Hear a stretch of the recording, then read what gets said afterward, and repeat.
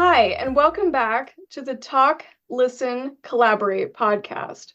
This is the second episode of our three-part series, Throughlines, navigating EdTech's past, present, and future, where we will explore some of the hottest educational trends of today by looking backward through history.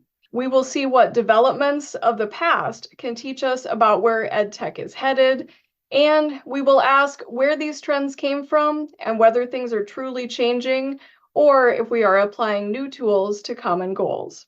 I'm Erin, an instructional designer in the TLC, and I have with me Julie and Quincy from the TLC team. Thanks for joining me. Thanks for having us, Erin. Super glad and excited to be here, Erin. The topic of this episode is micro-credentials, and we see them everywhere from professional organizations to LinkedIn to colleges and universities.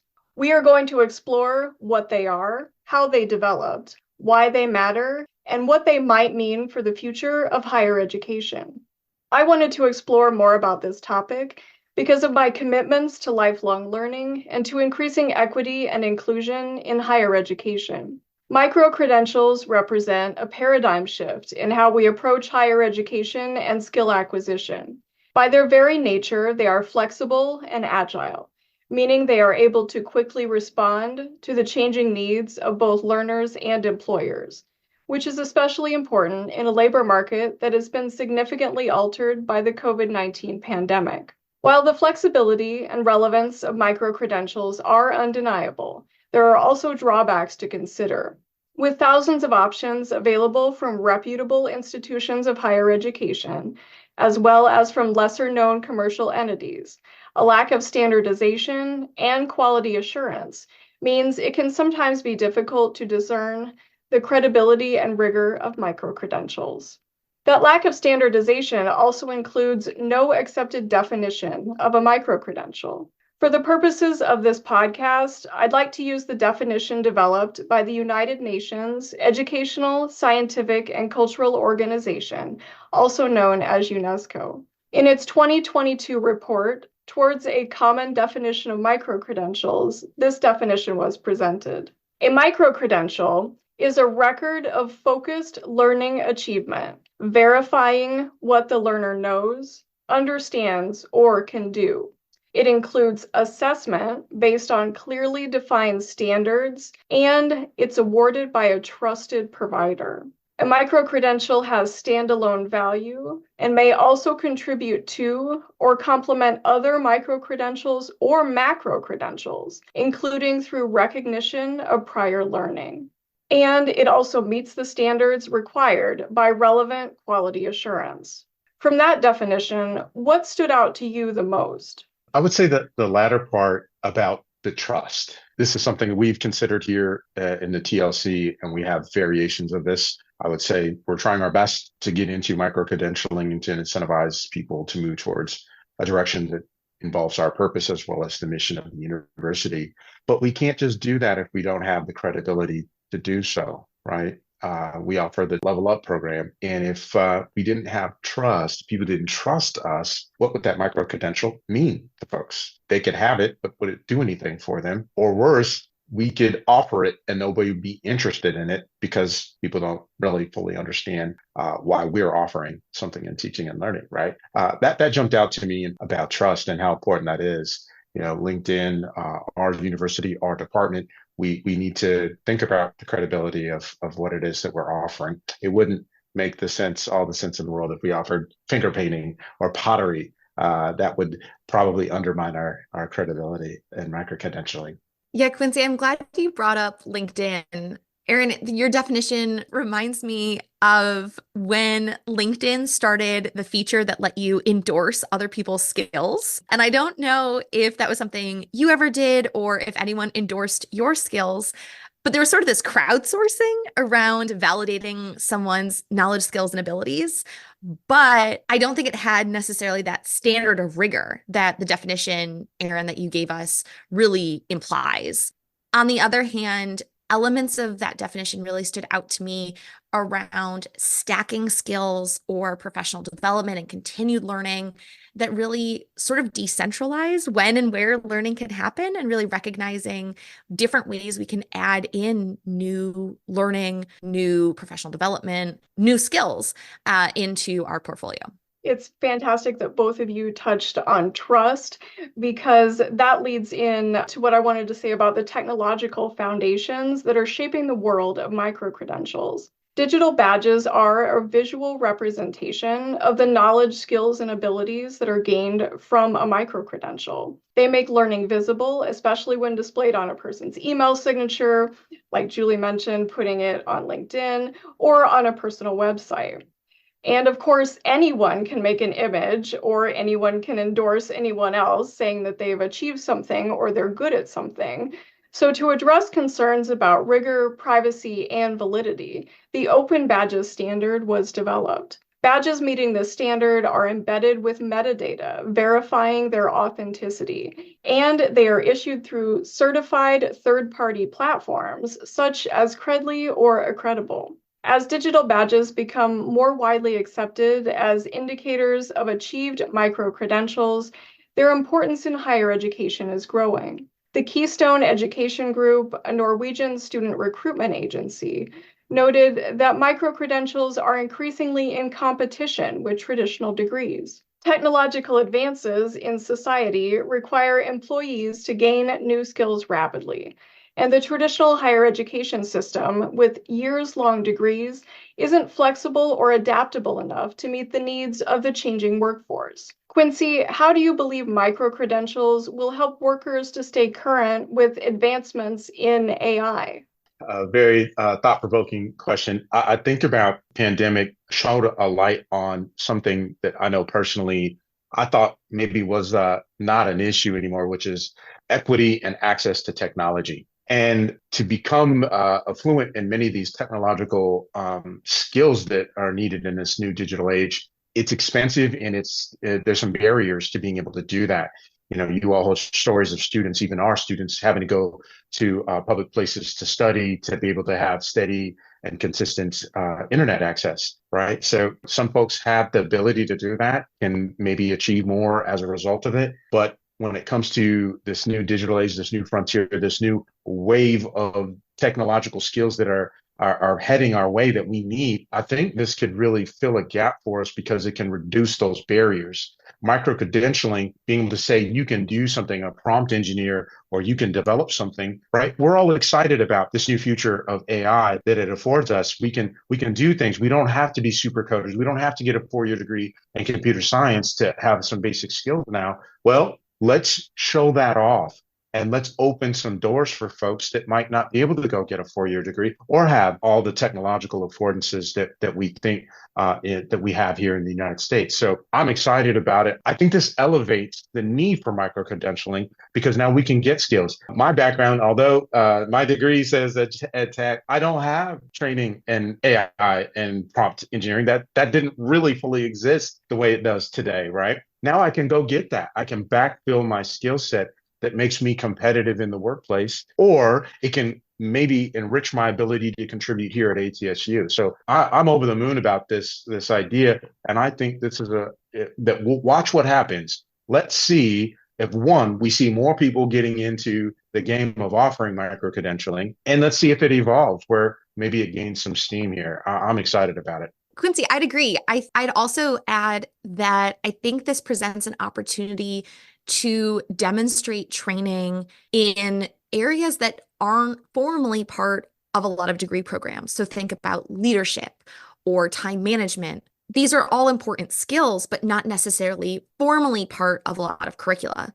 So I think there's opportunities for micro-credentialing, like you said, Quincy, to kind of backfill into those areas, but thinking not only about those technical skills, but also those quote unquote soft skills or translatable skills that are really important to not only one's career, but career progression, but aren't always taught in degree programs. The Keystone Education Group also explained that micro-credentials typically cost less than a traditional degree, can be earned in much less time and on a part-time basis, and a large majority of programs are offered fully online. Julie, your podcast episode in this series focused on personalized learning. In what ways do you see micro-credentials as empowering learners to create a more personalized and meaningful educational experience for themselves? Yeah, Erin, this is a really great question. And it touches on some of the things we've already discussed, that ability to mix and match, right? To personalize your pathway, to really think about what is going to help you get from where you are to where you want to go. What does that look like? What does that process look like? What are the skills that you need to supplement your lived experiences? And that might be really different for, person A than person B. So I think micro-credentialing really fits in with that, of allowing personalization in the learning process and allowing the learners to control when and where they're learning, how frequently, what that cost looks like, both in terms of time and financial cost. So I really think this does fit with the idea of personalized learning that we recently talked about. While micro-credentials and digital badges are at the forefront of educational technology in the 21st century, their origins are decidedly analog. Micro-credentials, and badges specifically, have a long history in a variety of contexts, including military, civilian, religious, and secular. They have been used since Roman times to indicate identity, membership, or rank, to demonstrate allegiance, to commemorate pilgrimages, or to proclaim authority over others. Badges could be inexpensively made out of cloth or pewter, or they could be elaborate gold and enameled items like the famous 15th century Dunstable swan jewel, which was worn as a brooch. In more recent history, perhaps some of the most recognizable micro-credentials are related to the Boy Scouts and the Girl Scouts. Both organizations were created after their founders met with Lieutenant General Robert Baden-Powell, who had founded the UK's Boy Scouts Association. It's not surprising that the military influence on scouting organizations led to recognizing achievements in children's learning and skill development through earning badges. Our next stop on our historical journey is 1982. Close your eyes for a moment and time travel with me.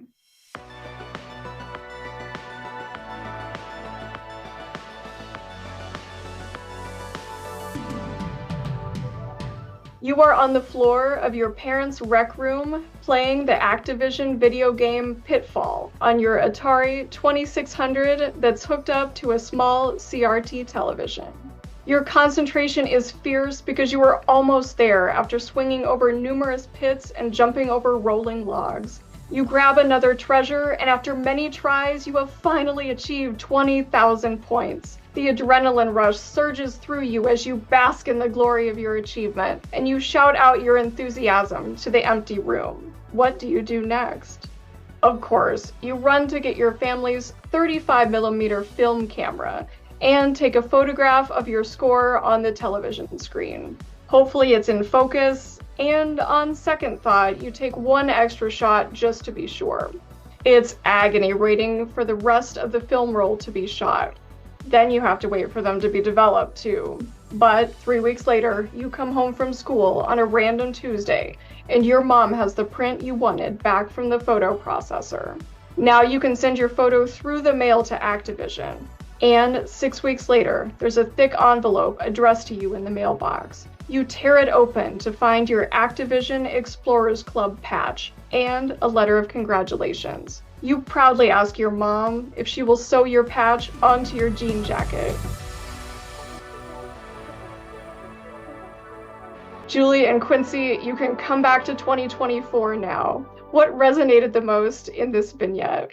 I think about this and I think about a time that maybe is very nostalgic for me. I remember having an Atari and playing the game Pitfall, not very well, but gosh, what could we do to make learning that same feeling, right? To think back to a yesteryear that gets you excited. And yeah, you're like, Mom, I did it. I jumped the snake pit. I made it to the end of the game. Great feeling, great thoughts, great thinking here. So that was a little bit before my time. I have to admit. So I traveled. I did. Yeah. So the component of the story that you shared that really strongly resonated with me was getting that patch in the mail and being excited to have that sewn on the jean jacket. And I hope my mom's not listening to the podcast today, but I was always hoping that she'd sew my patches onto my brownie vest. And there was definitely a pile, maybe a backlog of those patches that my sister and I had collected. And I think that sort of speaks to the joy in sharing those accomplishments with other people, celebrating them in yourself, celebrating them in others. And that's a big piece of what really stood out to the story from me, Erin. You're not the only one that resonated with. The reception to Activision's micro-credentials was overwhelmingly positive. An article in the Orlando Sentinel in June 1982 reported that Activision was receiving 5,000 requests every week from video game players who had achieved high scores and wanted their patches. 5,000 requests per week. Can you believe that? That's crazy. That's remarkable. I didn't even know that happened at the time. That's crazy.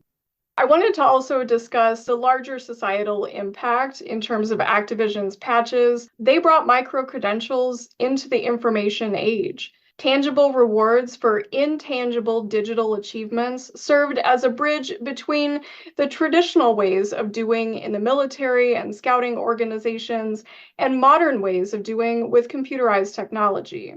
Especially with the tangible nature of the Activision patches. The micro-credentials earned in video games also served to forge a new area of identity and created a new type of performance in the presentation of self in everyday life. In Goffman's dramaturgical model of social life, we are engaged in a constant theatrical performance of impression management. The accomplishment of earning a patch that can be displayed as part of one's physical appearance demonstrates a social status, skills, expertise, and even socioeconomic status. To wrap up this historical overview, the concept of accumulating points, conquering levels, and earning patches or badges in video games still definitely exists today. But of course, the way in which these accomplishments are recognized has evolved along with technology.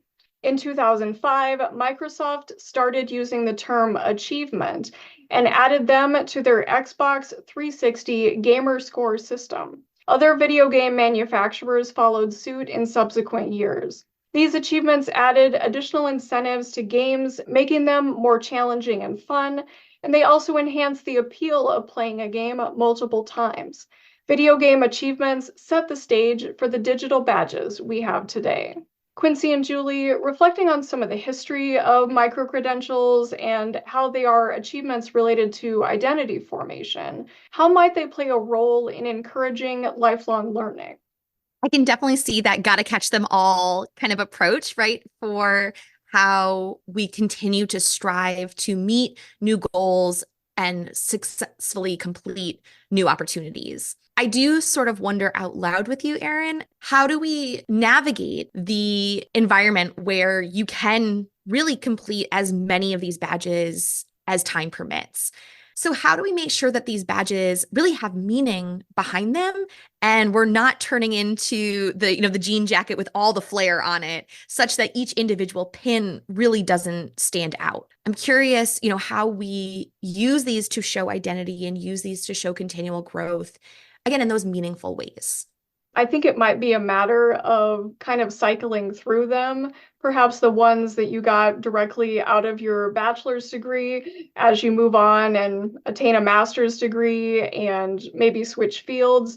You don't have to put everything out there. If you have the most relevant ones, perhaps relevant to your current position, or if you're trying to switch fields, adding them to your LinkedIn, for instance, to show that you have transferable skills to go into a new field. I don't think having that jean jacket or that LinkedIn full of micro-credentials really has a lot of meaning. They need to be curated in a way that shows a current purpose, or that you can show a story of how you progress through your career. Maybe that's the 5 that are the most important to you or meant the most at the time, mean the most for your career switch, instead of having all 25 or 30 that you happen to have.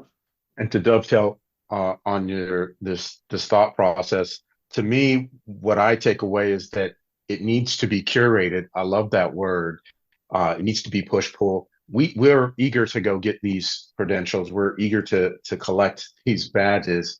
But at the other end, there needs to be somebody pulling along the direction. It needs to fit, whether it's, a new language in programming, prompt engineering, these type of things. Somebody needs to have put some thought into that. And this is where trust and standards are important for the sponsor of the credentialing. Much like we've put some thought into the Level Up program, we vetted a lot of resources. We looked at other programs, and we also looked at what our needs are at this university to come up with those areas that people can level up in.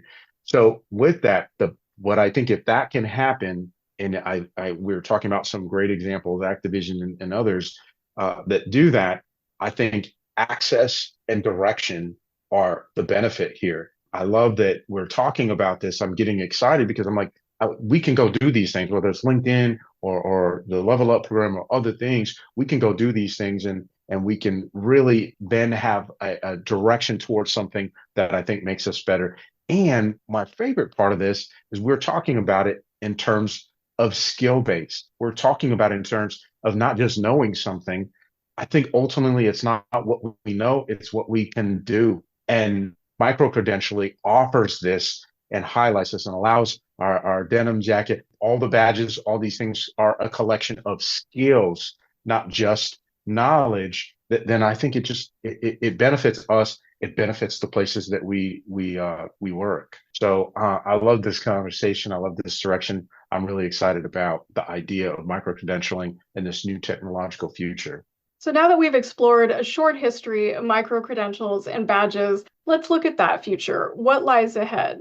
I think there will be more and more micro-credentials available from more and more providers, such as colleges and universities, professional organizations, and new and existing commercial entities. As new technologies emerge and new areas of study are created, micro-credentials will allow students and employees to document their expanding knowledge, skills, and expertise. Rapidly evolving topics like AI can and will be taught in traditional education, but to stay on the cutting edge, micro-credentials provide flexibility and adaptability that a traditional degree can't. Micro-credentials are already big business in the US and beyond. Holon IQ, the world's leading impact intelligence platform, estimated that in 2019, so pre-pandemic, $2.6 trillion was spent globally on post-secondary education and workforce training, such as upskilling, and $10 billion of that was in the micro and alternative credential market. Holon IQ predicts that the market for micro-credentials alone will double every 3 to 5 years, and is accelerated by the need to retrain workers in multiple industries due to the pandemic. We heard in Julie's podcast that billions are being spent on personalized learning. Do we see a connection here in terms of the amount of money that's being spent? Absolutely. I mean, these are big figures, Erin. So I think this really speaks to the size and the scope of this trend and where it's going to continue to build. While one might think that micro-credentials represent a shift from traditional degrees to a series of digital badges, I don't think this will be a trend. Consistent with the European Union skills agenda, I believe that micro-credentials support lifelong learning through the development of work-related competencies, active citizenship, and personal development. So looking ahead, Quincy, what sort of trends do you see in micro-credentials specifically for health professions education?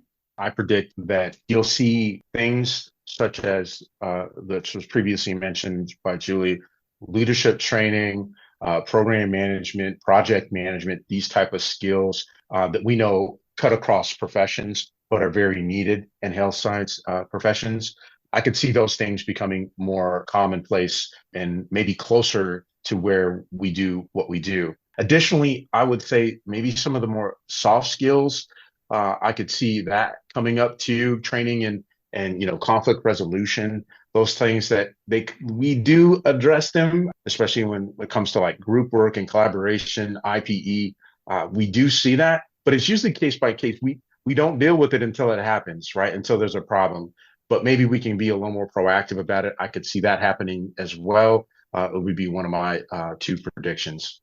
So, Quincy, I agree with you. I think that the micro-credentialing space will continue to offer more opportunities related to these skills that you mentioned really transcend discipline. I'd also predict that there are increasing number of micro-credentialing programs offered to help people navigate emerging spaces and to better serve the needs of really specific groups of patients. So you might imagine, for example, micro-credentialing around supporting patients with long COVID or aging populations. I think those opportunities would allow people to drill deeper rather than build higher, thinking about how they can apply their general skills in a discipline to specific needs or bringing in new evidence. And thinking about kind of that continuing education model that's prevalent throughout the health sciences, I think that fits naturally with micro-credentialing, but we need to think about how that's done, right? And how that would be leveraged in terms of licensure and showing the verification and what those trainings look like. Again, like we talked about the trust and the rigor of those programs. So I totally agree. I think they have this opportunity to be around big picture topics, that 30,000-foot view, leadership skills, communication skills, all those things that are important across disciplines. And then I also see opportunities within disciplines for clinicians, for specialists to continue growing their skills and maybe even moving slightly from one population to another without having to completely retrain. And if I could piggyback on that, talking about micro-credentialing becoming more prevalent, what about the templatization of the ability to create micro-credentialing systems? The technology, as you led off with, Aaron, has really come a long way to be able to do these things. We see them in our emails, we see them in LMSs, we see them in a lot of people's management software now, like we hadn't even as recent as 2-3 years ago. So what about the idea, we see what Weebly and Wix and Live Guides, these software companies that make it ever so easy for you to build a website and have a beautiful web presence and all these things. What if you could sign up for a subscription and we could offer like Credly? I'm going to say that maybe those formally or informally will start to pop up more and more with increased cost consciousness, increased need for thinking about access and accessibility to not just the technology, but just in general to education, and that there's a need for lifelong learning, right? So I think the templatization of micro-credentialing systems, I could see that popping up, that maybe that's going to be soon all in one in our next LMS, the next version of LMS. I know that there are things, plugins and things like that now, but I could see that getting even more seamless than before. Quincy, I think you're sort of speaking to the idea of like a digital wallet, right? Where all of these badges can be held, because even though it's easier now to have that web presence, it doesn't do us a lot of good if a third of our badges are on Credly and a third are in Badger and a third are somewhere else. So I think that speaks to the need of how do we centralize the verified information, and how does that happen in a way, you mentioned equity and inclusion, how does that happen in a way that we don't have to require subscriptions or continual payments to have access to your own essentially transcripts of your learning? So I think that's an interesting factor here. As this becomes, as Aaron, as you told us, this is a market, right? So there's real money here. And I think there's maybe a risk of having people have to continually pay to be able to verify this training that they've done. It's a great idea. I could see a time where I'm at the grocery store at the self-checkout. They never work right?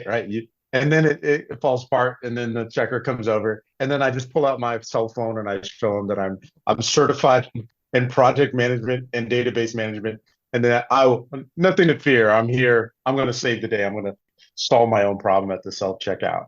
I can't wait for that day. Frankly, I always get frustrated by those weighing my broccoli. I never remember the codes. Well, that might be better than trying to accidentally pay for your groceries with your badge instead of your credit card on your digital wallet. That's another day coming soon. As we wrap up our exploration of micro-credentials, let's consider, are they akin to the more things change, the more they stay the same?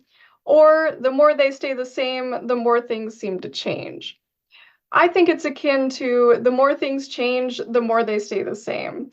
All of the examples presented in this podcast episode are essentially achievements and expertise being recognized in some sort of visual way. From military insignia to scout badges to video game patches to digital badges, the essence remains the same, and the way in which we display our accomplishments has evolved with the technology available at the time. Julie and Quincy, what are your key takeaways from this exploration of microcredentials? My key takeaway from this conversation, I've always believed in microcredentialing. I've been more aware lately of it as an option as I continue to look at solving problems in my own ether. Sometimes needing to build a website or project manage something. I really like the idea of like getting to pick and choose off the shelf what skills I can level up on. But for me, this definition that you reeled off, I think just kind of adds fidelity of what it is, more importantly, what it isn't. Being a part of some early conversations 10 years ago about, hey, everybody, we're going to all be micro-credentialed and we're going to get badges and we're going to walk around with our denim jackets and this will save the day. I know that's not true. Now I know why that's not true. And I now feel like I have a better understanding. There needs to be standards. The provider needs to offer trust, right? Focused on learning achievement, and that this is about helping people level up in ways, knowledge, skill, really love the skill part, and recognizing that in ways that don't show up on the macro level, right? Our degrees and our diplomas that we hold on to so dearly. So those are some of my key takeaways I really enjoyed from this conversation. I agree with all of that. I would just add, I think this conversation to me highlighted both the opportunities and some of the challenges. And I'm leaving really thinking about how we can help our faculty and how we can help our students really think through their own professional development, their own continual learning, and how we might be able to guide them toward those reputable opportunities, those things that are vetted or we know are really high quality, rather than just trying to access any of the millions of opportunities that are out there.